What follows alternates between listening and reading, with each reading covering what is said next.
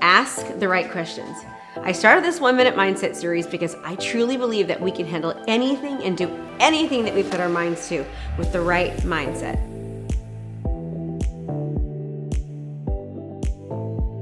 Our minds are so powerful, and our minds, especially our subconscious minds, are so smart. It doesn't matter what your IQ is, your brain is brilliant if you ask the right questions. A lot of us don't use the full power of our brains because we're asking the wrong questions. It's kind of like Google. You know how you plug certain words into the search bar when you're looking for something? If you put in the wrong words, Google takes these words and finds the wrong things that you're actually looking for. It's not Google's fault.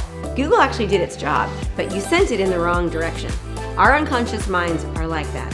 When we're trying to solve something or get ideas, if we use the wrong questions, we get the wrong answers. This isn't our unconscious mind fault. We actually sent it in the wrong direction by asking the wrong questions. So let me give you some examples of exactly what I'm talking about to show you what I mean. Let's say you're having financial difficulty right now, as so many of us are having. If you say, how am I ever going to survive through this month? Your brain starts to work on surviving through the month. It will help you remember where that dollar bill is in the jeans, or it'll make sure that you see that discount coupon for something at the store.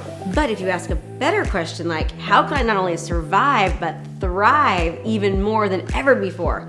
Now, your subconscious mind heads off in a totally new direction. It starts getting creative with new ideas that pop into your head. It helps you be aware of all the new opportunities. Its focus is on helping you thrive, not just survive. Another example, I've heard people actually say this: what will I do when I run out of toilet paper? Honestly, I've got to tell you, my entire life, I've never heard so many conversations about toilet paper that I have in the past few weeks. It's actually kind of getting annoying.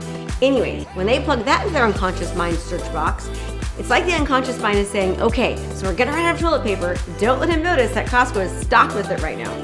What else have we got lying around that we could actually use?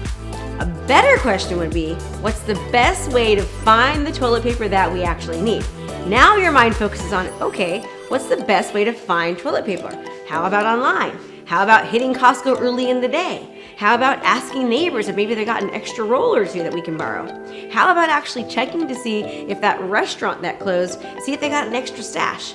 It will literally come up with hundreds of ideas. Not all of them are going to be good, but some of them I guarantee you will be. So think about it. What kinds of questions have you been asking lately? Can you start switching them out to be better questions? Rather than, how will I ever make it through more weeks of the social distancing? Try, what can I do to make this time fun and productive for me? Rather than, what if I don't get my old job back when this is over? You could ask, if I don't get my old job back, what even better opportunities are there for me? Make sense? Yes! Make sure to ask the right questions, and your unconscious mind will actually give you great results. They'll find better answers. Remember, this is a period where we can thrive if we put our minds to it. You can find me on all my social channels at Krista Mashore, and let me hear from you on how you're actually thriving during this time.